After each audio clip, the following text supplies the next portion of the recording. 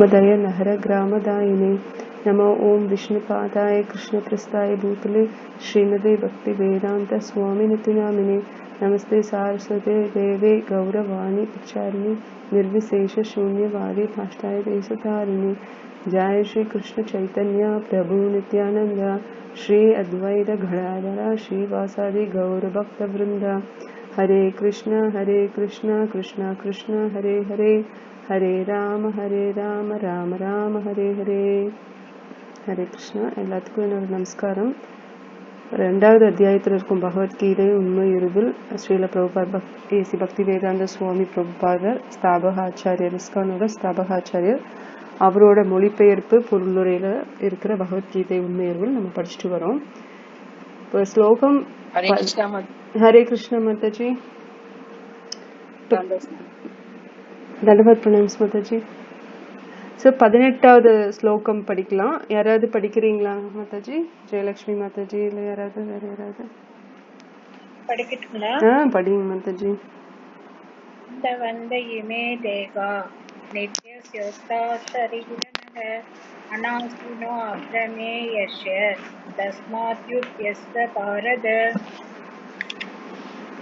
அழிவற்ற அளக்க முடியாத நித்தியமான உயிர்வாளியின் இந்த ஜட உடல் அழிய போவது உறுதி. எனவே பரதகுல தோன்றலே போரிடுவாயாக. பொருளுரை: ஜட உலகின் இயற்கை அழியக்கூடியதாகும். இது உடனேயே அழியலாம் அல்லது 100 வருடங்களுக்கு பின் அழியலாம். காலம் மட்டுமே மாறுபடலாம். கால வரையறையின்றி அதனை பாதுகாப்பதற்கு வாய்ப்பே இல்லை.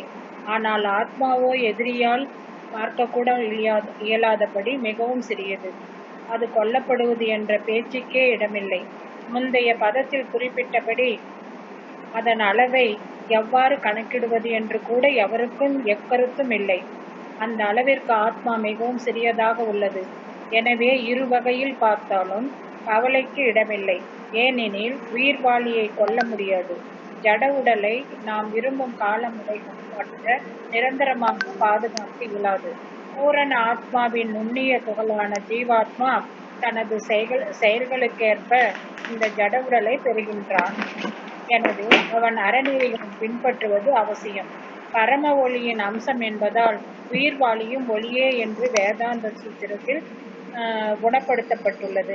கதிரவனின் ஒளி அண்டம் முழுவதையும் பாதுகாப்பதைப் போல ஆத்மாவின் ஒளி இந்த ஜட உடலை பாதுகாக்கின்றது. ஜீவாத்மா இந்த ஜட உடலை விட்டு அகன்றவுடனேயே உடல் சீரழிய தொடங்குகின்றது. எனவே உடலை பாதுகாப்பது ஜீவாத்மாவே. வெறும் உடல் முக்கியத்துவமற்றது. ஜடப்பொருளான உடலை அடிப்படையாக கொண்டு தர்மத்தை தியாகம் செய்ய வேண்டாம் வென்றும் போரிடும்படியும் அர்ஜுனன் அறிவுறுத்தப்படுகிறான். ஹரே கிருஷ்ணா. ஹரே கிருஷ்ணா மாதாஜி, ரொம்ப நன்றி. ஸோ நம்ம திரும்ப திரும்ப இந்த 2வது அத்தியாயத்தில் பார்த்துட்டு வர இல்லை முழுசாவே பகவத்கீதை உண்மையில் நம்ம பார்க்க வேண்டிய கற்றுக்க வேண்டிய விஷயம் ஒன்று என்ன திரும்ப திரும்ப வரும்னா, ஆத்மா நித்தியமானது, சரீரம் தற்காலிகமானது. அது எப்படி சொல்றதுன்னா சீக்கிரமா பெரிஷாயிடும் இல்லையா? சீக்கிரமா அது அழிஞ்சிரும். அதுக்குன்னு ஒரு காலகட்டம் தான் இருக்கும். அந்த காலகட்டத்துக்கு அப்புறம் அது அழிஞ்சிரும். ஆனா ஆத்மாங்கிறது நித்தியமா இருக்கும். இந்த ஜென்மத்துல மட்டும் இல்ல, அது எத்தனை ஜென்மம் எடுத்தாலும் அது நித்தியமா தான் இருக்கும். அது அதனோட தகுதியை பெற்றுச்சு. பக்தியில அதனோட பயிற்சியை முடிச்சுட்டு தகுதி பெற்றுச்சு. வைகுண்டம் போறக்கோ இல்ல கிருஷ்ணலோகம் போறக்கோ கோலக பிருந்தாவன் போறக்கோ அதுக்கு தகுதி வந்துருச்சு அப்படின்னா ஆன்மீக சரீரமா அதை எடுத்துட்டு அந்த ஆத்மா ஆத்மாவுக்கு ஆன்மீகம் சரீரம் வந்ததுக்கு அப்புறம் அது அங்க போயிடும்.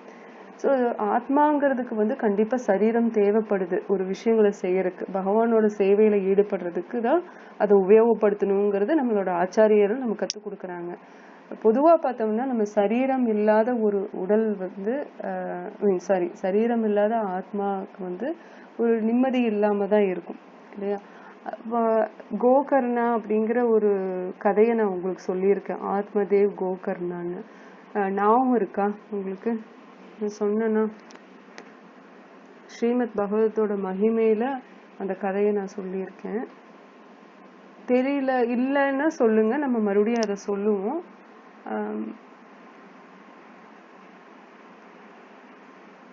அப்ப எல்லாத்துக்கும் அந்த கதை தெரியுங்களா?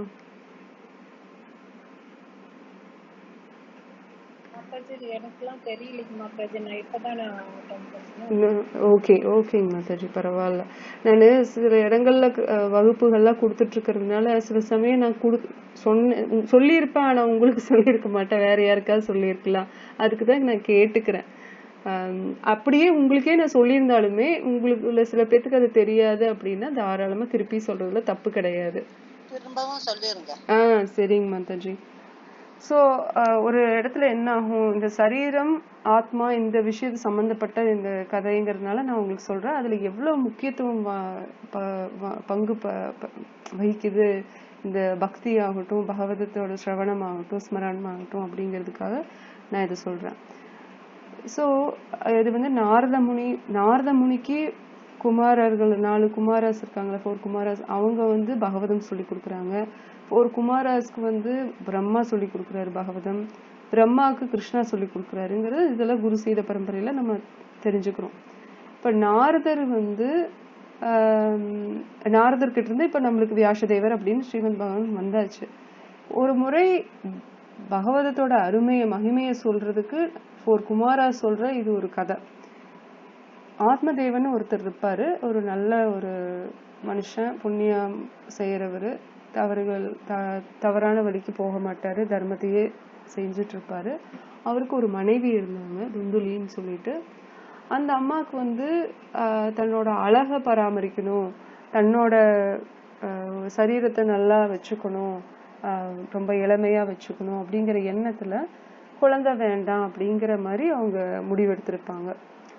சில இடங்கள்ல வேற மாதிரியும் சொல்லப்படலாம். பட் நான் கேள்விப்பட்ட கதையில இப்படிதான் சொல்லப்பட்டிருக்கு. துந்துலியோட நோக்கம் வந்து இதுதான் அப்படின்னு, ஏன் குழந்தைய பெற்றுக்கல அப்படின்னு. அப்ப வந்து இது ரொம்ப காலத்துக்கு முன்னாடி நடந்த கதை, அப்பவே எப்படி எல்லாம் திங்க் பண்றாங்க பாருங்க.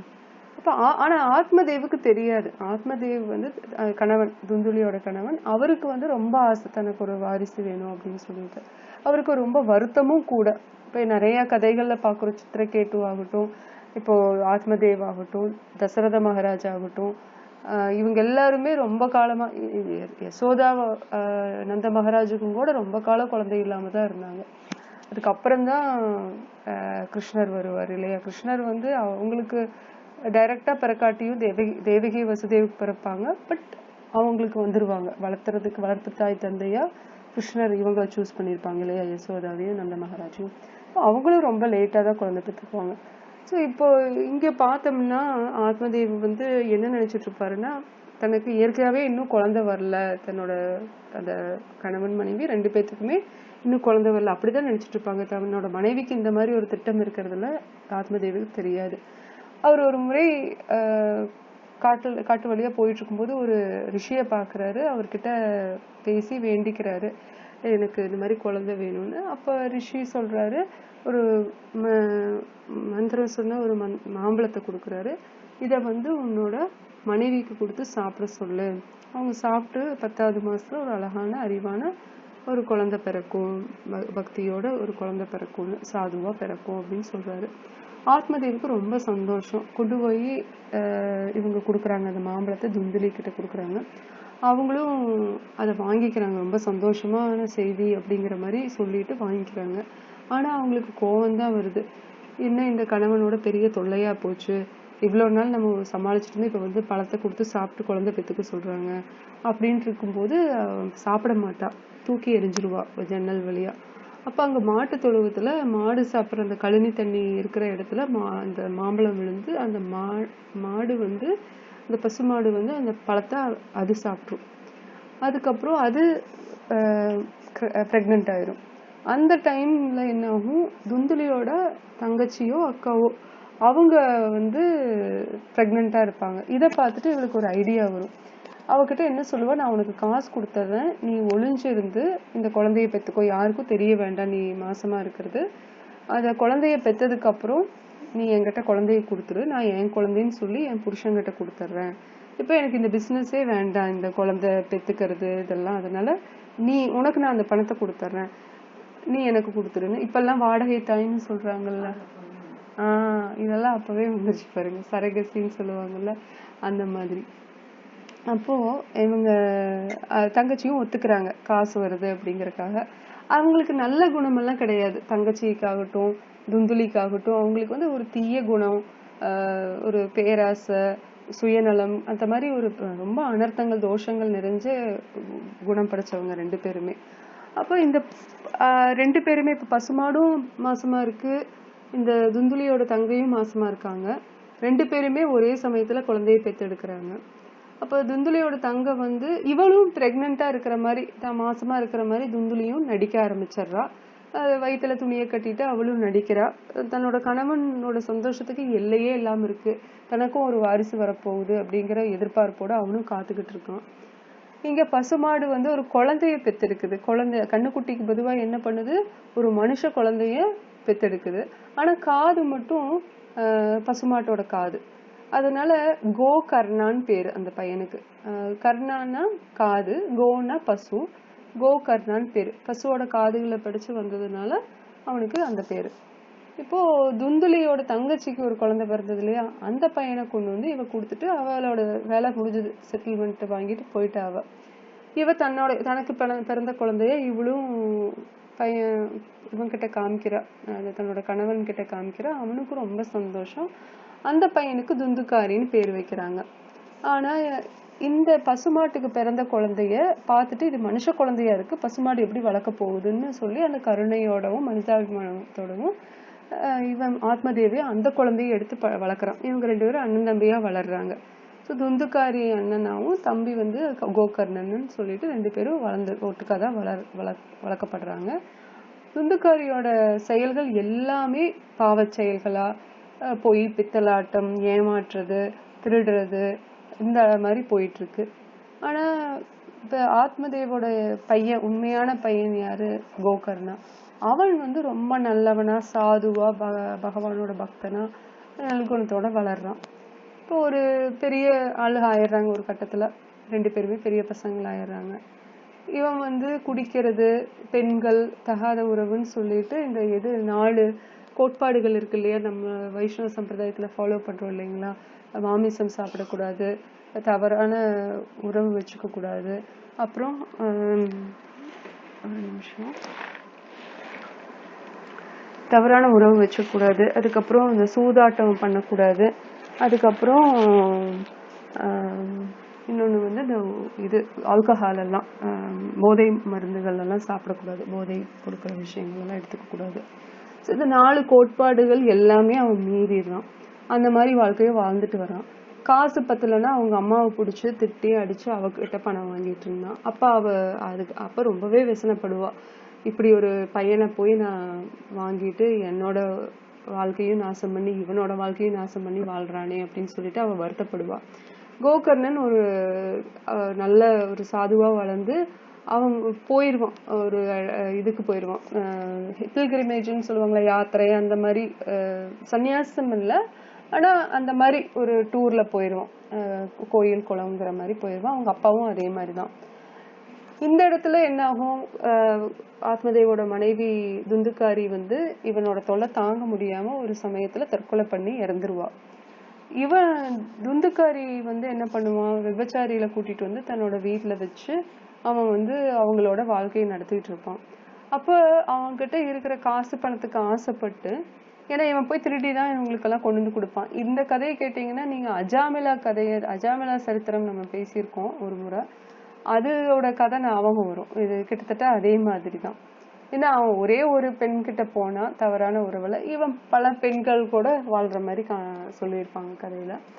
அப்போ இந்த பெண்கள் வந்து ஒரு நாள் திட்டம் போடுவாங்க, நம்ம 3 பேரும் சேர்ந்து, 3ஓ 4ஓ பேர் நம்ம சேர்ந்து இவன் கிட்ட இருக்கிற பணத்தை கொள்ளையடிச்சிட்டு போயிடலாம். அதுக்கு இவன் தடையா இருக்கிறதுனால இவனை நம்ம கொன்னரலாம். இவனுக்கு யாருமே இல்லை, இப்போ அவங்க அப்பாவும் இல்லை, தம்பியும் இல்லை, வெளியில போயிட்டாங்க கோயில் குழந்தை, தாயும் தற்கொலை பண்ணிட்டா.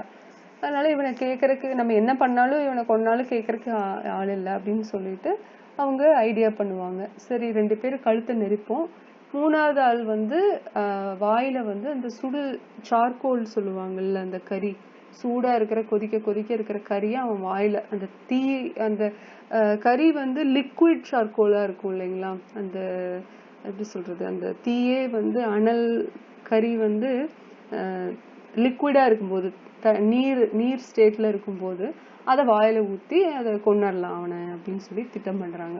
எங்க கழுத்தை நெரிச்சு கொன்னு அவன் சாகாம விட்டுட்டா என்ன பண்றது, திருப்பி பொழைச்சுக்கிட்டா என்ன பண்றதுங்கிற எண்ணத்துல இந்த மாதிரி பிளான் பண்ணி அதுவும் ரொம்ப சக்சஸ்ஃபுல்லா வெற்றிகரமா அந்த திட்டத்தையும் நிறைவேற்றிடுவாங்க. அவனும் இறந்துருவான். இது வந்து அன்டைம்லி டெத்துன்னு சொல்லுவாங்க இல்லையா, அவனுக்கு விதிக்கப்பட்ட காலத்துக்கு முன்னாடியே இறக்குறான் அப்படின்னா அவன் அந்த ஆத்மா வந்து சரீரம் இல்லாம இன்னொரு சரீரமும் கிடைக்காம, ஏன்னா ஒரு ஆத்மா வந்து சரீரம் வந்து எக்ஸ்பயர் ஆகுது, இதுக்கு மேல இந்த சரீரம் உபயோகம் இல்லை அப்படிங்கிற சமயத்துல அந்த ஆத்மா அந்த சரீரத்திலிருந்து வெளியில எடுக்கப்படும். அந்த ஆத்மா வந்து யமதூதர்களோ விஷ்ணு தூதர்களோ மூலியமா அந்த ஆத்மா வெளியில வந்துடும் அந்த சரீரத்திலிருந்து. அந்த சரீரம் வந்து இப்போ வெறும் ஜடப்பொருளா மாறிடுது. எப்பவுமே ஜடப்பொருள் உயிர் இருந்துட்டு இருந்தது இத்தனை நாளா, அதனால நடமாடிட்டு இருந்தது, இல்ல மூச்சு விட்டுட்டு இருந்தது, இதய துடிப்பு இருந்தது. இப்போ அந்த ஆத்மாவை இதே யமதூதர்கள் வந்தா பிச்சு எடுத்துருவாங்க ஆத்மாவை வந்து சரீரத்திலிருந்து. விஷ்ணு தூதர்கள் வந்து அழகா தங்க விமானத்துல கூட்டிட்டு போவாங்க. இதுதான் வித்தியாசம். இப்ப அழைப்போட பெரிய மந்திரி வீட்டு கல்யாணத்துக்கு போனா வரவேற்பு சூப்பரா இருக்கும். ரிசப்ஷன்லயே நம்மளோட காரை வந்து எடுத்துட்டு போறதுக்கு அந்த ஒரு டிரைவர்னே அப்பாயின்மெண்ட் பண்ணிருப்பாங்க. நம்ம காரை கொண்டு போய் ஒரு இடத்துல பார்க் பண்ணிருவாங்க. நம்மள உள்ள கூட்டிட்டு போய் எந்தெந்த இடம் எங்க எங்க போகணும், பஃபே எங்க இருக்கு, பொண்ணு மாப்பிள்ளை இந்த இடத்துல இருப்பாங்கன்னு சொல்லிட்டு கூட்டிட்டு போறதுக்கு ஒரு கெஸ்ட் ஹோஸ்ட் இருப்பாங்க. ஹோஸ்ட் ரிசீவ் பண்றாங்கல்ல அவங்கள ஒருத்தங்க இருப்பாங்க, நம்ம கெஸ்ட்டுகளை ரிசீவ் பண்றதுக்கு ஒரு ஹோஸ்ட். அதுக்கப்புறம் அந்த காரை வந்து திருப்பி வேணும்னு நம்ம கிளம்பி வர்றோம்னா வெளியில வந்தோடனே திருப்பி அந்த பார்க்கிங்ல இருந்து எடுத்துட்டு வந்து நம்ம காரை அந்த ரிசப்ஷன் வாசல்லையே நம்ம நின்னுக்கலாம். இதுக்கோசரம் எங்கேயும் மெனுக்கிட்டு போக பார்க்கிங் தேட அதெல்லாம் ஒன்றும் பண்ண வேண்டாம். கார் சாவி கொடுத்துட்டோம்னா போய் எடுத்துட்டு வந்து கொடுத்துருவாங்க அந்த மாதிரி. ஸோ இந்த அளவுக்கு வெறும் கல்யாணத்துக்கு போயிட்டு வரக்கே, அப்போ மந்திரியா இருந்தா எந்த அளவுக்கு நம்மளுக்கு இன்னும் ஒரு மரியாதை இருக்குன்னு பார்த்துக்கோங்களேன். அந்த மாதிரி தான் நம்ம பக்தனா இருந்தோம்னா விஷ்ணு தூதர்கள் மரியாதையோட கூட்டிட்டு போவாங்க. பக்தர்களா இருந்தோம்னா ஒரு இது கர்மியா, அதாவது வெறும் வந்தோமா நம்ம வேலையை செஞ்சோமா புண்ணியத்தை சேர்த்தனோமா பாவத்தை தொலைச்சோமா அந்த மாதிரி இருந்தோம் அப்படின்னா யமதூதர்கள் வருவாங்க. வந்து அக்கௌண்ட் படி எங்க நரகத்துக்கு போறதா சொர்க்கத்துக்கு போறதான்னு அவங்க முடிவு பண்ணுவாங்க. இல்ல அடுத்த ஜென்மத்துக்கு எந்த மாதிரி நீங்க எந்த சரீரத்தை எடுக்கிறதுக்கு நீங்க தகுதியானவங்க அப்படின்னு சொல்லி நம்ம செயலுக்கு தகுந்த மாதிரியும் எண்ணத்துக்கு தகுந்த மாதிரியும் நம்மளுக்கு அடுத்த பிறவி கிடைக்கும் இல்லையா. அப்போ ஒரு கல்யாணத்துக்கே அந்த மாதிரி ஒரு இதுன்னா அப்போ அடுத்த பிறவிகளுக்கு போறதுக்கு இல்ல வைகுந்த லோகத்துக்கு போறதுக்கு எந்த அளவுக்கு நம்மளுக்கு மரியாதை கிடைக்கும்னு பாத்துக்கோங்க, இதே பக்தர்களா இருந்தா. இப்ப இவனுக்கு வந்து இவன் பக்தர் கிடையாது, பண்ணதெல்லாம் தவறான செயல், எதிர்மறையான செயல் இல்லையா, எதிர்வினைகள் தான் செஞ்சுட்டு இருந்தான். அதனால இவனுக்கு வந்து சரீரம் இல்லை, ஆத்மா மட்டும் இருக்கு. சரீரம் செத்தாச்சு இல்லையா, தற்கொலை இல்லை, கொலை பண்ணிட்டாங்க 3 பெண்களும் சேர்ந்து. அதனால இவன் பேயா மாறிட்டான். அதுதான் நடக்கும். இப்போ ஃபார் எக்ஸாம்பிள் ஒரு குழந்தை பிறக்குது, அந்த குழந்தை 100 வயசு வரைக்கும் வாழுங்கிறாங்க. அதே குழந்தை வந்து 80வது வயசுல இறந்துருது, ஒரு ஆக்சிடென்ட் அந்த மாதிரி ஒரு ப்ரீமெச்சூர் டெத்துன்னு எதிர்பார்க்காத விதமா ஒரு அசம்பாவிதத்துல இறக்குது தற்கொலை மூலியமா. முக்கியமா தற்கொலை காரணமா இருக்கும், இல்லைன்னா வேற ஏதாவது ஒரு காரணத்தினால அது இறக்கப்படுது, கொலை செய்யப்படுது அப்படின்னு சொன்னா அந்த இது என்ன ஆகும், அந்த ஆத்மா என்ன ஆகும், மீதி 20 வருஷத்துக்கு சரீரம் இல்லாம கஷ்டப்படணும். அப்ப அந்த டைம்ல தான் இது சிவபெருமான் இருக்காரு இல்லையா, அந்த டைம்ல அவரு வந்து அவரு கூட போய் அந்த ராட்சசா பிசாசா இந்த மாதிரி பேய்கள் எல்லாம் அவரோட அசோசியேஷன்ல இருக்கும். அவ்வளோ கருணை உள்ளம் கொண்டவர் தான் நம்ம பெரிய வைஷ்ணவர் சிவபெருமான். ஏன்னா அவரு என்ன பண்ணுவாருன்னா, இப்ப நம்மெல்லாம் வந்து நல்லா நார்மலா பேசுறவங்க, பக்தியில கொஞ்சம் இன்ட்ரெஸ்ட் இருக்கவங்ககிட்ட போய் நம்ம பக்தி பண்ணுன்னு சொல்றோம். இது என்ன பெரிய பிரமாதமா? இல்ல. இப்ப நான் வந்து உங்ககிட்ட வந்து நாங்க பக்தி பண்ணுங்க, பகவத்கீதை இருந்தாங்கன்னு நான் உங்களுக்கு ஏற்கனவே தெரிஞ்ச விஷயத்த நானும் சொல்றேன். இதுல ஒரு ஆச்சரியமும் இல்லை. நீங்க பக்தி பண்றீங்க, நான் உங்களுக்கு ஒரு 4 விஷயம் சொல்றேன். உங்களுக்கு தெரிஞ்ச விஷயத்தையே கூட திருப்பி நான் சொல்லலாம். ஆனா அவர் அப்படி கிடையாது. நம்மெல்லாம் ஒதுக்கி வைக்கிற பயப்படுற கூடிய அந்த மாதிரி ஜீவராசிகள் கூட அவரோட சங்கத்தை கொடுத்து அவங்களுக்கு எப்படி முக்தி வர வைக்கலாங்கிறதுக்காக அவங்களுக்காகவே பாடுபட்டு இருப்பாரு சிவபெருமான். நம்மெல்லாம் போவோமா, அந்த மாதிரி இடத்துக்கு போவோமா? சுடுகாட்டுக்குள்ளதான் அவர் இருப்பாரு, சாம்பலைத்தான் பூசிக்குவாரு, எலும்பு கூட தான் அணிஞ்சிருப்பாரு இல்லையா. நம்ம வந்து அதை பாக்குறதுக்கே தக்ஷ யக்ஞான்னு ஒரு இது வரும், சரித்திரம் வரும், அதை நம்ம படிப்போம், பாகவதத்துல வரும். நம்ம இன்னொரு கதை சொல்லும் போது கூட அதை நம்ம உபயோகப்படுத்தி பேசிக்கலாம். அந்த தக்ஷன் வந்து அவ்வளவு அவமானப்படுத்துவார் தன்னோட பெண் தக்ஷாயினி, அதாவது சத்தி இருக்காங்கல்ல, பார்வதிக்கு முன்பிறவியில சத்தியா இருப்பாங்க பார்வதி அம்மா. அவங்கள வந்து பிரம்மா சொன்னதுனால கட்டி கொடுத்துருப்பாரு தக்ஷ பிரஜாபதி சிவபெருமானுக்கு. அப்போ அவ்வளோ கேவலமா தக்ஷா பேசுவாங்க சிவபெருமானை பத்தி. நீ ஆளும் மூஞ்சியும் குரங்கு மாதிரி, உனக்கு கண்ணு, என்ன நகை நட்டா போட்டிருக்க, வெறும் சாம்பலை பூசிட்டு எலும்பு கூடோட திரியிற, உன்னை ஃபாலோ பண்றவங்க என்ன வைஷ்ணவர்களா? சொல்லுங்க மாதாஜி. ஹரே கிருஷ்ணா. ஹரே கிருஷ்ணா. கொஞ்சம் சவுண்ட் வேணும் மாதாஜி. கொஞ்சம் அப்படியா? இது பரவாயில்லையாங்க மாதாஜி சவுண்ட்? இப்ப கொஞ்சம் கேக்குது. Okay okay. ஹரே கிருஷ்ணா. அப்போ இவரு தக்ஷா வந்து அந்த மாதிரி கேவலமா பேசுவாரு. அப்போ அத கூட பொறுமையா எடுத்துட்டு போயிடுவாரு. அதுதான் சிவபெருமான்.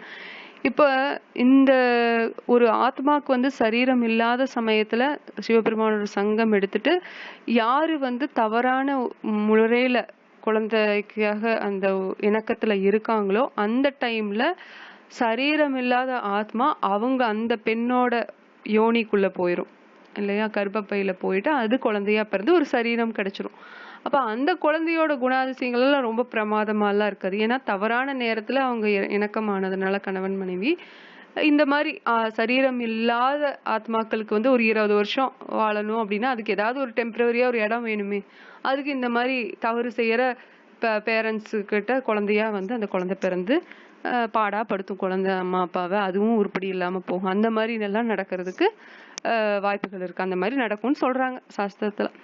ஸோ எல்லா குழந்தையும் அப்படியா இல்லை எல்லா டைமும் இப்படியானா அப்படி கிடையாது. அது எல்லாமே பெரிய அளவுல லா ஆஃப் கர்மா அந்த மாதிரி பெரிய பெரிய லெவல்ல அது முடிவெடுக்கப்படுறது.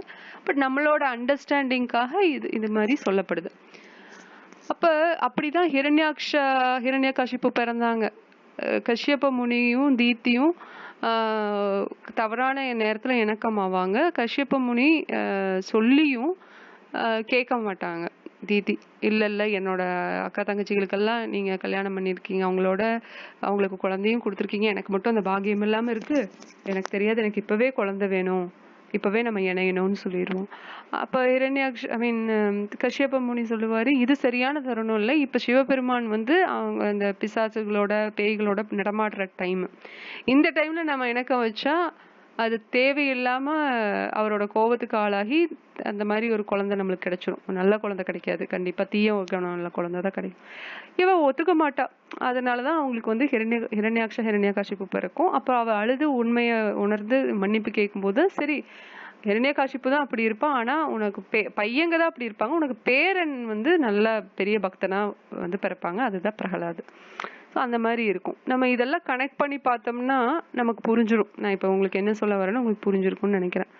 இப்ப துந்துக்காரி வந்து பேயா மாறி அந்த வீட்டை வந்து ஹாண்ட் பண்ணிடுறான். அந்த வீட்டுல வந்து அந்த பேய் பிடிச்ச வீடு மாதிரி ஆயிடுது. அந்த பக்கம் யாரும் வர்றது கிடையாது. இவன் யாரு, நம்ம ஆத்மதேவ் வந்து அவரும் இறந்துடுறாரு. இவனை நான் நினைச்சு கேள்விப்பட்டு சோகமாயி ஆனா இவரு சொல்லி கொடுக்குறாரு, பக்தனான கோகர்ணன் வந்து நீங்க வந்து கோயில் குளத்துக்கு போய் புண்ணியத்தை தேடிக்கங்க, பகவத இதுல இருங்க, சேவையில இருங்கன்னு சொல்லிடுறான் இவன் ஆத்மதேவி பையன் கோகர்ணன். இப்ப கோகர்ணன் அதுக்கப்புறம் அவர் போயிடுறாரு. அவர் இறந்துட்டாரா இல்ல அதுக்கப்புறம் அப்படியே கன்டினியூ பண்றாருங்கிறது நமக்கு தெரியாது. பட் இந்த கோகர்ணன் என்ன பண்றான், தன்னோட வீட்டுக்கு திருப்பி வரலாம், அண்ணன் என்ன பண்றான்னு பாக்கலான்னு வந்து பார்த்தா அவன் இல்ல, அவன் இறந்துட்டான்னு கேள்விப்பட்டு சரி வீட்டுல தங்கி இருக்கலாம்னு தங்கி இருக்கும்போது நைட்டு தூங்கவே முடியல, ஒரே சத்தம், அந்த பேய்கள் வந்து தொந்தரவு பண்ணும்ல அந்த மாதிரி சத்தம் எல்லாம் வருது. இவன் வந்து ஆன்மீகத்துல இருக்கிறதுனால இவனுக்கு தெரிஞ்சிருது இது யாரோ ஒரு பேய் தான் இருக்காங்கன்னு. அப்புறம் அந்த சத்தத்தை எல்லாம் அனலைஸ் பண்ணி பார்க்கும்போது அவனுக்கு தெரிஞ்சிருது இது தன்னோட அண்ணன் தான் அப்படின்னு. அப்ப அவன் கேக்குறான், என்ன உனக்கு பிரச்சனை அப்படின்னா, அவன் சொல்றான், எனக்கு வந்து சரீரம் இல்லாம நான் இருக்கேன், எனக்கு முக்தி வேணும், நான் என்ன பண்றது, இப்படி நான் அலையறேன் அப்படின்னு. இப்போ அவனோட தாய் வந்து துந்துலியும் தான் தற்கொலை பண்ணிட்டா, அவ பேயானாலாங்கிறது நம்மளுக்கு கதையா வரல இல்லையா. ஆனா நம்மளுக்கு இத பத்தி தான் சொல்லப்படுது. அது ஏன் என்னன்னு நமக்கு அந்த அளவுக்கு ஆச்சாரியர்கள் அதை பத்தி மெயினா நம்ம கொடுக்கல. அவளோட மேபி அவ அது முடிவு கால டைம்ல தான் அவ இறந்திருக்கலாம். அதனால அவ பேயா மாறி இருக்காம இருந்திருக்கலாம். அவ அடுத்த பிறவிக்கு போயிருந்திருக்கலாம். ஸோ அதை பத்தி நம்மளுக்கு டீட்டெயிலா கொடுக்கல. நம்மளுக்கு ஆத்மதேவோட பையன் கோகர்ணனை பத்தியும் இவன் துந்துகாரியை பத்தியும் தான் மெயினா கொடுத்துருப்பாங்க. ஸோ துந்துகாரி வந்து இப்படி கேட்கவும் இவன் ஆத்மதேவ் பையன் இந்த கோகர்ணன் போய் சூரிய பகவான் கிட்ட வேண்டான், என்ன பண்ணட்டும் நான் இப்போ, இப்படி என்னோட அண்ணன் வந்து சரீரம் இல்லாம அலையறான், அவனுக்கு முக்தி கொடுக்கணும்னா நான் என்ன பண்ணும், எப்படி உதவி செய்யறதுன்னு. இப்போ சூரிய பகவான் யாரு, அவரும் சூரிய நாராயணன் வந்து சூர்யாவா யாருக்கும் தகுதி இல்லை, பொசிஷனுக்கு வர தகுதி இல்லைன்னா எப்படி கம்பெனி இப்போ வந்து ஹோட்டல்ல வந்து ஷெஃப் கரெக்டான ஷெஃப் வரலன்னா ஓனரே வந்து அந்த குக்கிங் வேலை தெரிஞ்சதுன்னா அவரே வந்து குக் பண்ண ஆரம்பிச்சிருவாரு, இல்ல டைரக்ஷன் கொடுக்க ஆரம்பிச்சிருவாரு. அந்த மாதிரி நம்ம பகவான் பரமபுருஷ பகவான் நாராயணன் என்ன பண்ணுவாரு, ஆளுக பிரம்மாக்கு ஆளுக இல்ல, தகுதியான ஆளுக இல்ல, கேண்டிடேட் வரல அப்படின்னா சரி நானே வர பிரம்மாவான்ட்டு வந்துருவாரு. சூரிய பகவானுக்கு வந்து கேண்டிடேட் சரியா குவாலிஃபைடு தகுதியுள்ள ஒரு பணியாளர் வரல அப்படின்னா அவரே வந்து சூரிய நாராயணா வந்து வேலையை பார்த்துருவாரு. ஸோ பகவான் அந்த அளவுக்கு இறங்கி செய்வார். நம்மள சில பேரை பார்ப்போம் சோம்பேறித்தனமா நம்ம வேலையே செய்ய மாட்டோம், இங்க போய் அடுத்தவங்க வேலையை செய்யறதானா, பகவான் இறங்கி செய்வார். அந்தந்த பொசிஷனுக்கு ஆள் இல்லையா, தானே இறங்கி செஞ்சிருவார். ஸோ இதெல்லாம் சொல்லப்பட்டிருக்கு, நம்ம கேட்குறோம். இப்போ சூரிய பகவான் கிட்ட கேட்கும், அவர் சொல்றாரு சப்தாகா ஸ்ரீமத் சப்தாகா பண்ணு, பகவத சப்தாகா பண்ணு, ஸ்ரீமத் பகவத சப்தாகா பண்ணு. 7 நாள் வந்து பகவத்தை கேட்கறது. நம்ம பரீட்சித் மகாராஜும் அதே மாதிரி தான் பண்ணார் சுகதேவ் கோஸ்வாமி கிட்ட. அப்ப நம்ம 7 நாள் பகவத்தை கேட்டா போதுமானா, அப்படி கிடையாது. நம்ம ஆச்சாரியார் முக்கியமா ஸ்ரீல பிரபுபாதர் அதை வந்து சொல்றதே கிடையாது, சப்தாகா பண்ணுங்க 7 நாள்னு. நம்ம சம்பிரதாயத்துல பாத்தீங்கன்னா, இஸ்கான்ல பாத்தீங்கன்னா 7 நாள் மட்டும் பண்ணிட்டு எதுவும் பண்ண மாட்டோம். நித்தியம் பகவத சேவையாம், இததான் பிரபுபாதர் நமக்கு சொல்றது. எப்பவுமே நம்ம வந்து பகவத்தை கேட்கணும், நித்தியம் பகவத சேவையாம் அப்படிம்பாரு. ஸோ இந்த இவர் சூரிய பகவான் என்ன சொல்லியிருப்பாரு கோகர்ணா கிட்ட, நீ 7 நாள் பகவத சப்தாகா பண்ணு, அவ ஒரு வாழை மரத்தை வந்து கட்டி வச்சுக்கோ, ஒரு இதுல வாழை மரமோ இந்த வாழைத்தண்டு சம்திங் வாழை மரமா தான் இருக்கும்னு நினைக்கிறேன். அதுக்கு மேல வந்து ஒரு 7 முடி போட்டுக்கோ. ஒவ்வொரு நாள் சப்தாகா முடிச்சதுக்கு அப்புறம் ஒவ்வொரு நாட்டா பிரியும். அப்போ 7வது நாள் என்ன ஆகும்னா அந்த 7 நாட்டும் பிரிஞ்சு அது வெடிக்கும் அந்த வாழைமரம். அப்ப வந்து அந்த ஆத்மா உள்ள இருக்கு இல்லையா, சரீரம் இல்லாத அந்த ஆத்மா, உன்னோட அண்ணனோட ஆத்மா, அது வந்து முக்தி அடையும் அப்படின்னு சொல்றாங்க. அப்ப ஆத்மதேவ் பையன் கோகர்ணனும் அதை கேட்டுட்டு அதே மாதிரி நான் செய்யறேன்னு அரேஞ்ச் பண்றான். அந்த காலத்துல எல்லாம் பாத்தீங்கன்னா, இப்பவே ரீசெண்டாவே நம்ம பார்த்தோம்னா கோயில்கள்ல பெரிய பெரிய பழைய காலத்து கோயில்கள்ல சப்தாகம் பண்றதுக்கு, அதாவது பகவானோட பாராயணம், பகவானோட நாமத்தை ரூபா கூரம் லீலைய பாராயணம் பண்றதுக்கும் அதை பத்தி அதை கேட்க வர்ற மக்களுக்காகவும் ஒரு மஹால் மாதிரி கட்டியிருப்பாங்க பெரிய பெரிய கோயில்கள்ல. ஒரு சபை மாதிரி இருக்கும், ஒரு ஸ்டேஜ் மாதிரி இருக்கும், குட்டி ஸ்டேஜ் மாதிரி இருக்கும், 4 தூண் வச்சு அது நடுவுல அவங்க உட்காந்து பாராயணம் பண்றத சுத்தியும் உட்காந்துட்டு கேட்கறதுக்கு ஒரு பெரிய மண்டபம் மாதிரி இருக்கும் இல்லையா.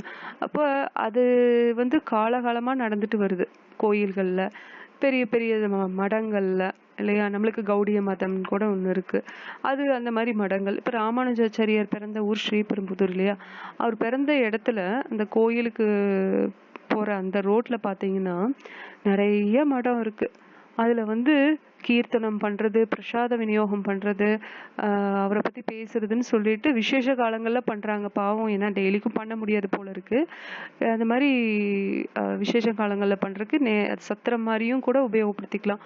வெளியூர்ல இருந்து பகவானை வந்து தரிசனம் பண்றதுக்காக, ராமானுஜாச்சாரியார் தரிசனம் பண்றதுக்காக எல்லாம் வர்றாங்க இல்லையா, அவங்க எல்லாம் வெளியூர்ல இருந்து வந்து தங்கறதுக்கு அவங்களுக்கு எல்லாம் வசதி இல்லையா, இல்லாதவங்க எல்லாம் இருப்பாங்க இல்லையா, அவங்களுக்கு உதவி செய்யறதுக்காக அங்க பிரசாதமும் இடமும் கொடுக்குறாங்க.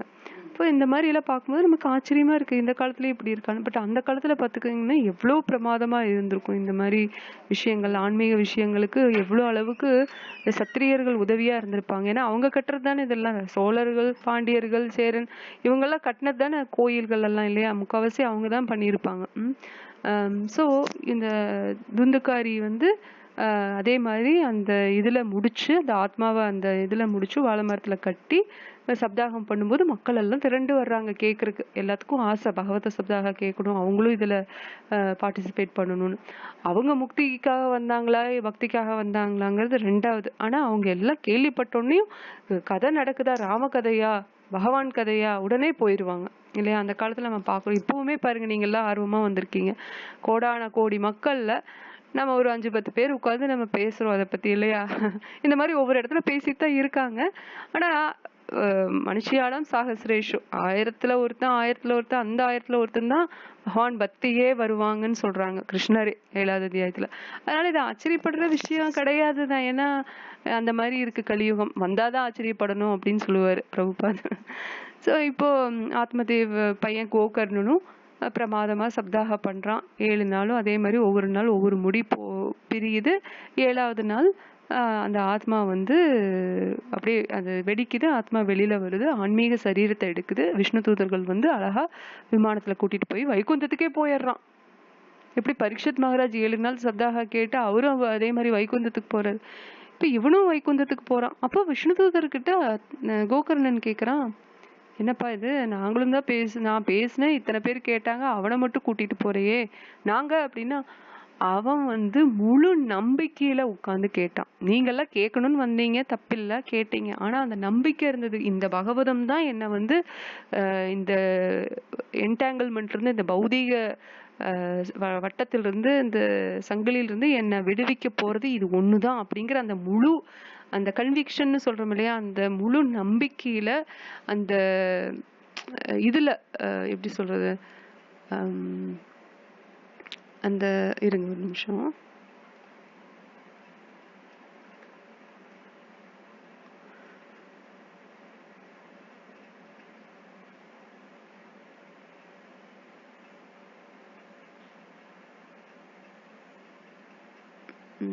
அந்த முழு நம்பிக்கையில அவன் கேட்டதுனால அவனுக்கு வைகுந்த லோக பதவி கொடுக்குறோம், நீங்களும் அந்த மாதிரி கேட்டிருந்தா நாங்க உங்களுக்கும் கொடுத்துருப்போம் அப்படின்னும்.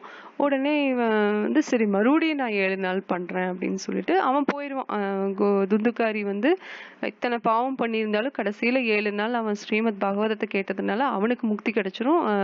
விடுதலையாகி பௌதிக பந்தத்திலிருந்து விடுதலையாகி அவன் வைகுந்தத்துக்கே போயிடுவான். இப்ப 2வது முறை 7 நாள் சப்தாகம் பண்ணோன்னே எல்லாம் கேட்டவங்க எல்லாம் அதே நம்பிக்கையை வளர்த்து கேட்டதுனால அவங்களும் வைகுந்தத்துக்கு போயிடுவாங்கன்னு சொல்லப்படுது. சோ இது வந்து அந்த சிறப்பு மகிமை, பகவதத்தோட மகிமை.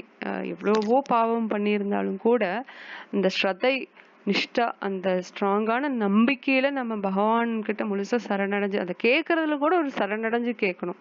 அந்த நம்பிக்கையோட கேட்டா நமக்கும் அதே பலன் கிடைக்கும் அப்படிங்கிறதுக்காக சொல்றாங்க.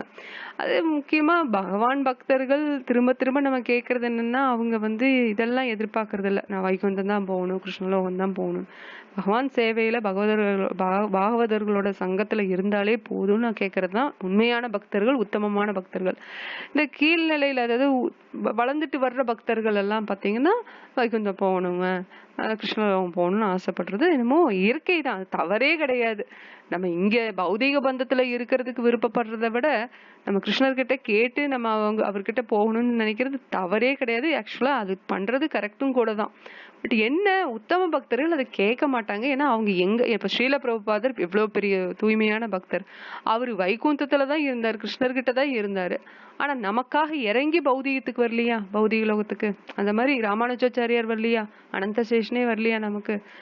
அந்த மாதிரி பகவான் பக்தர்கள், அந்த மாதிரி பெரிய பெரிய பக்தர்கள், மகாத்மாக்கள், அவங்கெல்லாம் வந்து நமக்காக பௌதிக லோகத்துக்கு வராங்க. ஆனா நம்ம என்ன பண்றோம், நம்மளோட புலன் இன்பத்துக்காகவே நம்ம பௌதிக லோகத்துல இருக்கணும்னு ஆசைப்பட்டு நம்ம பௌதிக லோகத்துல இருக்கணும். நம்ம சின்ன வயசுல இருந்து பக்தி பண்ணா, ஏன் இந்த வயசுல பக்தி பண்ற, 70 வயசுல பண்ண வேண்டியதுதானே அப்படிம்பாங்க வீட்டு பெரியவங்க. 70 வயசுல பண்றதுக்கு நம்மளுக்கு தெம்பு இருக்கணும். 70-75 வயசுல காது கேட்கணும், மெமரி பவர், அந்த ஞாபக சக்தியும் இருக்கணும். இப்ப அந்த காலத்துல இருந்து வந்தவங்க 70-75 வயசு இப்ப நல்லாதான் இருக்காங்க. எங்க மாமியார் எல்லாம் நல்லா தெளிவா அவங்க வேலையெல்லாம் செஞ்சுட்டு நல்லாதான் இருக்காங்க கிருஷ்ணா மெர்சில. பட் இப்ப எனக்கு 70 வயசுங்கும் போது நினைச்சே பார்க்க முடியும். இப்பவே எனக்கு பாதி விஷயம் தெரிய மாட்டேங்குது. 70-75 வயசுல உடல்நிலை ஆரோக்கியமா இருக்குமா, இல்ல மனநிலை ஆரோக்கியமா இருக்குமா, இல்ல ஞாபக சக்தி தான் இருக்குமா? பகவானை பத்தி கேட்டு உடனே மறந்துட்டு அது என்ன பண்ணணும்னு கூட ஞாபகத்துக்கு வரலன்னா அப்புறம் என்ன பிரயோஜனம் இல்லையா? அதனால நம்ம தெளிவா இருக்கும் போதே கௌமாரம் ஆச்சரிய பிரக்ஞான் நேத்திக்கும் கூட அந்த ஸ்லோகம் சொன்னோம்ல, பிரகலாத் மகாராஜ் சொல்றது, குழந்தை பருவத்திலிருந்தே நம்ம பண்ணணும். இப்ப ஹிரண்யாகாசிப்பு ராவணான்லாம் பயங்கரமா பலம் வர்றதுக்காக தவம் இருந்தான். அவங்க எல்லா இருந்தாங்க. அப்ப தவம் இருக்கும்போது எத்தனையோ விதமான வெதர் எல்லாம் வந்தது. குளிர்காலம் வரும், மழைக்காலம் வரும், வெயில் காலம் வரும், பனிக்காலம் வரும், எல்லாத்தையும் தாங்கிட்டு அவங்க கடுந்தவம் இருந்தாங்க. ஆனா அவங்களோட நோக்கம் தவறா இருந்தது. நம்ம அந்த மாதிரி கடுமையா நம்ம தவமும் இருக்க வேண்டியது இல்ல, அவ்வளவு கடுமையா நம்ம அந்த இதெல்லாம் பல விஷயங்களை கடக்கணுங்கிற அவசியம் இல்லை இல்லையா? அவங்கள மாதிரி போய் ஹாட் வெதர்ல இல்ல குளிர் பிரதேசத்துல அந்த மாதிரி எல்லாம் நம்ம போகணுங்கிறதும் இல்லை. நமக்கு வந்து சிம்பிளா ஹரிநாமத்தை சொல்லிட்டு இருந்தாலே போதும் அப்படின்னு சொல்றாங்க. சரி, அடுத்தது இப்போ அடுத்த பதத்துக்கு போவோம். 2.19. யாராவது படிக்கிறீங்களா மாதாஜி? ஹரே கிருஷ்ணா. யாருன்னா படிக்கிறாங்களா மாதாஜி? இல்லைன்னா படிக்கட்டுமா? படிங்க மாதாஜி. ஹந்தாரம் யஸ்ஸைனம் மன்யதே கதம் உபௌ ஸ்தௌன விஜானிதோ நாயம் ஹந்தின ஹன்யதே. ஜீவாத்மாவை கொல்பவனாக நினைப்பவனும் கொல்லப்படுபவனாக நினைப்பவனும் அறிவில்லாதவன் ஆவான். ஏனெனில் ஆத்மா கொலை செய்வதோ கொல்லப்படுவதோ இல்லை. உயிர்வாளியின் உடலை கொடிய ஆயுதங்களை கொண்டு தாக்கும் போதும் உடலினுள் இருக்கும் ஜீவாத்மா கொல்லப்படுவதில்லை என்பதை அறிய வேண்டும்.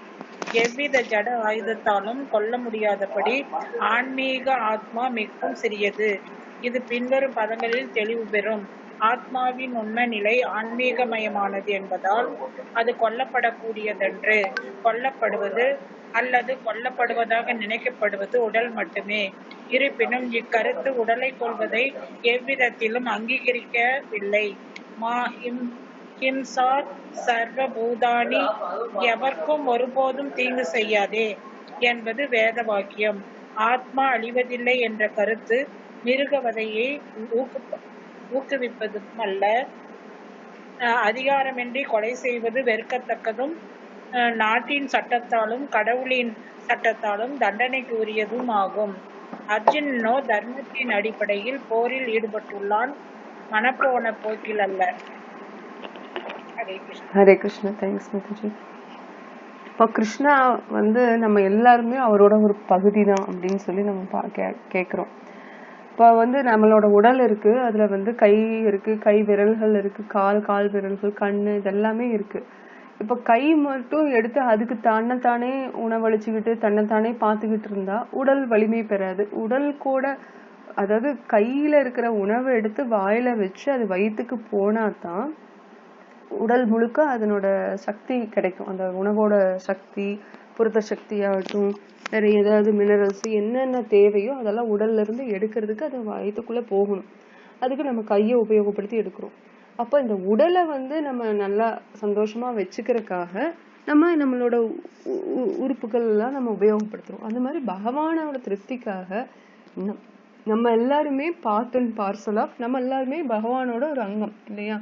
அப்ப அவரோட திருப்திக்காக நம்ம அவரை நோக்கி சேவை பண்ணும்போது, நம்ம அவருக்கு தண்ணி கொடுக்கும்போது நம்மளோட தாகம் தணியுது ஆட்டோமேட்டிக்கா. அவருக்கு நம்ம உணவு பரிமாறும் போது நம்மளோட பசி ஆறுது. அந்த அளவுக்கு நம்மளோட பக்தி, அன்பு பகவான் மேல செலுத்தி பண்ணும்போது இந்த திருப்தி நமக்கு கிடைக்கும்.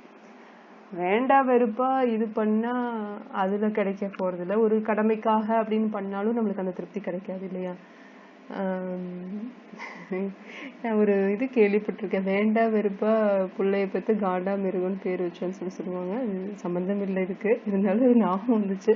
ஸோ நம்ம வேண்டா வெறுப்பா பகவானுக்கு வந்து வெறுப்பா பண்ண போறது இல்லை, பட் ஒரு கடமையா சரி பண்ணணும்னு சொல்லியிருக்காங்கப்பா பண்ணி வச்சிருவோம் அப்படின்னு பண்ணும்போது நமக்கு திருப்தி வராது. அதுக்கப்புறம் நம்ம வெளியில சொல்லி பிரயோஜனம் இல்லை, புலம்பி எனக்கு பக்தி எல்லாம் வரல, இல்லை அந்த அளவுக்கு எனக்கு பகவானோட அந்த உறவு வந்து அந்த அளவுக்கு பலப்படலை அப்படின்னு எல்லாம் சொல்றது வந்து வேஸ்ட் இல்லையா? ஏன்னா நம்ம மனசார பண்ணா தானே அதுக்கு ரெசிப்ரோகேஷன் ஒண்ணு வரும். இந்த பரிமாற்றம், அன்பு பரிமாற்றம் எப்படி வரும்னா, இப்ப கணவன் மனைவி கிட்ட அந்த அன்பு செலுத்தும் போது மனைவி திருப்பி அந்த அன்பு செலுத்துறாங்க. ஆனா இங்க பௌதீக உலகத்துல பிரபுபாதரும் இத வந்து பொருளுரையில சில இடங்கள்ல குறிப்பிட்டிருக்காரு. பௌதீக உலகத்துல அன்னை தாயோட அன்பு வந்து எந்த அளவுக்கு சுயநலமற்று இருக்கோ, சுயநலமுள்ள தாய்மார்களும் இருக்காங்க. ஆனா பொதுவா பார்த்தோம்னா சுயநலமற்ற அந்த அன்பு, அந்த ஒரு பரிமாற்றத்தை எதிர்பார்க்காத ஒரு அன்பு அப்படின்னா அது தாயோட அன்பு தான் நம்மளுக்கு கம்பேர் பண்ண முடியும் இந்த பௌதீக உலகத்துக்கு. ஆன்மீகத்துல எப்படி ஆன்மீக உலகத்துல பகவான் கிருஷ்ணர் இருக்காரு இல்லையா, அவர்கிட்ட எல்லாரும் அன்பு செலுத்துறாங்க, அவரும் அன்பு செலுத்துறாங்க, அது ஓகே. பட் பௌதீக லோகத்துல இப்ப பகவான் கிருஷ்ணர் இங்கேயும் நம்மளுக்கு அன்பு கொடுக்குறாரு. ஆனா அதுக்கு நம்ம கம்பேர் பண்றதுக்கு நம்மளுக்கு ஒரு ஆப்ஜெக்ட் வேணும். எப்படி அன்பு கொடுக்குறாரு, எந்த மாதிரி கொடுக்குறாருன்னு நம்மளுக்கு புரியாது இல்ல. அதை புரிய வைக்கிறதுக்காக ஆச்சாரியர் என்ன உவமை கொடுக்குறாங்கன்னா, எப்படி தாய் வந்து சுயநலம் இல்லாம அன்பு கொடுக்குறாளோ, எந்த ஒரு எதிர்பார்ப்பும் இல்லாம கொடுக்குறாளோ, அந்த மாதிரி கிருஷ்ணர் நமக்கு கொடுக்குறாரு, அன்ப பகவான் கொடுக்குறாரு அப்படின்னு சொல்றாங்க. ஸோ இது உண்மைதானே, நமக்கும் தெரியும். நம்ம தாயா இருக்கும்போது நம்ம அதை கொடுக்குறோம். நம்மளோட தாய் நமக்கு அந்த அன்பை கொடுத்துருக்காங்க, அதையும் நம்ம அனுபவிச்சிருக்கோம். அதுதான். ஸோ இப்போ நம்ம வந்து இல்லை, நான் இந்த உடல் தான், இந்த உடலுக்கு தான் நான் இது பண்ணுவேன் அப்படின்னு சொன்னா நம்மளுக்கு திருப்தி கிடைக்காது. ஆத்மா வந்து திருப்தி அடையவே அடையாது. ஸோ இது வந்து ஒரு ஃபண்டமெண்டலான ஒரு ரொம்ப ஒரு அடித்தளம்னு சொல்லுவாங்க இல்லையா, அடித்தளமான கான்செப்ட் இது. இந்த உடல் வந்து நித்தியமானது, நித்தியமானது கிடையாது. சரீரம் நித்தியமானது கிடையாது, ஆத்மா தான் நித்தியமானதுங்கிறது நம்ம நான் வச்சுக்கிட்டே இருந்து அதை வாழ்க்கையில அப்ளை பண்றதுக்கும் ட்ரை பண்ணிட்டே இருக்கணும். என்ன நடந்தாலும் இப்போ நம்ம ஹரிச்சந்திராவோட கதையும் கேட்டிருக்கோம். விஸ்வாமித்திரர் எத்தனையோ முறை விஸ்வாமித்திரர்களும் தேவர்களும் அவனை வந்து சோதனை பண்ணிட்டே இருந்தும் கூட தன்னோட மனைவிய, தன்னோட மகனை விற்க வேண்டிய சூழ்நிலை வந்து வித்து, கடைசியில அவன் வந்து சுடுகாட்டுல வேலை செஞ்சு, அப்புறம் அந்த இடத்துல மகனை வந்து கூட்டிட்டு வர அம்மா மனைவி, அப்போ அந்த குழந்தை இறந்துருது. அவனை வந்து அந்த கடைசி காரியங்கள், இறுதி சடங்குகள் செய்யறதுக்கு கூட இவகிட்ட காசு இல்லாம இருக்கும்போது தாலியை வந்து வச்சு இது பண்ண, அவன் காசு இல்லாம செய்ய மாட்டேன்ட்டுருவான். ஏன்னா அந்த காசை வச்சுதான் கடனை அடைக்கணும், விஸ்வாமித்திரர்கிட்ட பட்ட கடனை அடைக்கணும் அப்படிங்கறதுக்காக. அப்ப அவன் அதுக்கும் கூட தயாரா இருப்பா. அப்ப அவனும் சரி குடு அப்படின்ட்டுருவான். கருணையே இல்லாத மாதிரி தெரியும், ஆனா அவன் வந்து அந்த தர்ம வழியில போறான் அப்படிங்கறதுனால. இப்ப ராமரே அப்படிதான், முழுகாம இருக்கிற தன்னோட மனைவியே காட்டுக்கு அனுப்பிச்சிருவாங்க அப்படிங்கறத பாக்குறோம். ஏன்னா அவங்க வந்து அந்த சத்திரிய தர்மத்தைப்படி, ஒரு மனித தர்மத்தைப்படி, மனு தர்மத்தைப்படி அவங்க சில விஷயங்களை வந்து அப்படிதான் செய்யணும்னு இருக்கு இல்லையா. தர்ம வழியில போகணும்னு ஆயிடுச்சுன்னா என்ன ஆனாலும் தர்ம வழியில தான் போவேன். கிருஷ்ணர் அப்படி இல்லை, அப்படியே வளைச்சு நெளிச்சு போயிருவாரு. பட் இவங்கெல்லாம் நம்மளுக்கு வழிகாட்டினது என்னன்னா, இங்க என்ன ஆனாலும் தர்ம வழியில தான் போகணும். இப்ப நான் லேட் ஆயிடுச்சு, டிக்கெட் எடுக்காம ட்ரெயின்ல போயிட்டேன்னா சரி போ, ஆனா அதனோட விளைவுகளை நீ சந்திக்கிறதுக்கும் தயாரா இரு. இதுதான் நம்மளுக்கு சொல்லி கொடுக்கறது இல்லையா, சாஸ்திரங்கள் சொல்லி கொடுக்கறது. பண்றதுக்கு எல்லாத்துக்குமே நம்மளுக்கு தனிப்பட்ட உரிமை இருக்கு. நம்ம எல்லாத்துக்குமே அந்த சிறிய அளவுல சுதந்திரம் இருக்கு. அதுல நம்ம என்ன வேணாலும் பண்ணிக்கலாம். அதனாலதான் திருடுறவன் திருடுறான், பொய் சொல்றவன் பொய் சொல்றான், ஏமாத்துறவன் ஏமாத்திட்டு இருக்கான். ஆனா தர்ம வழியில போறவங்களும் இருக்கிறாங்க இல்லையா. இப்ப நம்ம எல்லாம் வந்து தர்ம வழியில போகணும்னு நினைக்கிறதுனாலதான் இவ உட்காந்து பகவத்கீதையை கேட்கணும்னே வரும்.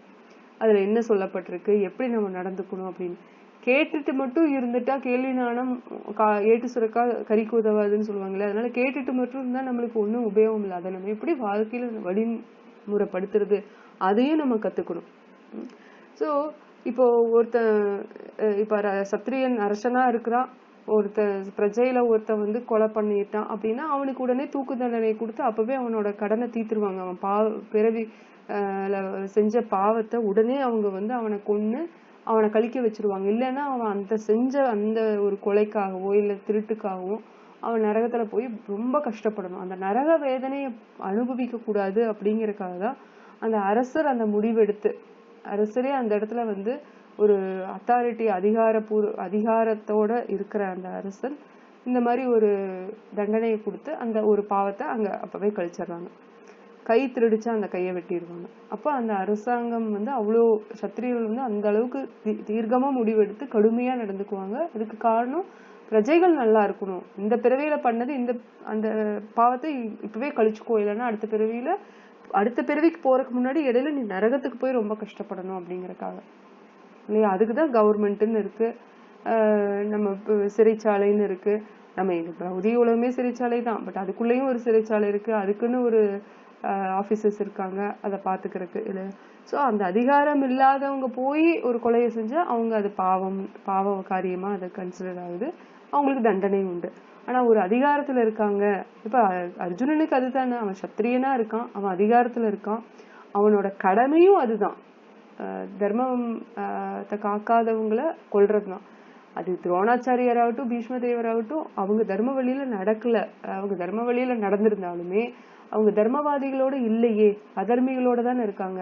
அப்ப அவங்களும் அதுக்கு தண்டனைக்குரியவங்க தான் அப்படிங்கறதுதான் கிருஷ்ணரோட விளக்கம். ஏன்னா நீ அவங்களை கொன்னாலும் என்ன ஆக போது, அவங்க அடுத்த ஒரு நல்ல அப்படி அடுத்த பிறவி எடுத்தாங்க, சொர்க்கலோகத்துக்கு போயிட்டாங்கன்னா அது நல்ல விஷயம்தான், இல்ல அவங்க வைகுந்தம் போனாங்கன்னா அதுவும் நல்ல விஷயம்தான்.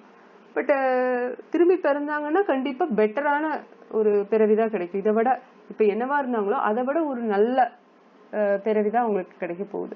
அதனால எப்படி பார்த்தாலும் நீ வருத்தப்பட வேண்டிய அவசியமே இல்லை. ஆத்மா முக்தி அடைஞ்சாலும் அது நல்ல விஷயம், அந்த ஆத்மா வேற ஒரு சரீரத்துக்கு போனாலும் நல்ல விஷயம். ஏன்னா இந்த சரீரத்தை விட ஒரு நல்ல இன்னும் கொஞ்சம் பெட்டரான சரீரத்துக்கு தான் போக போகுது. அப்படியே அந்த ஆத்மா சொர்க்கலோகத்துக்கு போறக்குண்டான தேவர்களோட அந்த மாதிரி ஒரு சரீரத்தை கொண்டு சொர்க்கலோகத்துக்கு போய் கொஞ்சம் காலம் அனுபவிக்குது அப்படின்னா அதுவும் நல்ல விஷயம் தானே. அப்ப இந்த சரீரத்தை பழைய சரீரம் வயசான சரீரத்தை விட்டுட்டு ஒரு நல்ல தேகத்தை எடுத்து போக போகுது, ஃப்ரெஷ்ஷான யூத்ஃபுல்லான தேகம். இதுக்கு எதுக்கு வருத்தப்படுற அப்படிங்கறது தான் கிருஷ்ணரோட பாயிண்ட். ஓகேங்களா, சரி, ஹரே கிருஷ்ணா. ஸோ நாளைக்கு வந்து 20வது ஸ்லோகம் பார்ப்போம். ஏதாவது கேள்விகள் இருக்குங்களா மாதாஜி?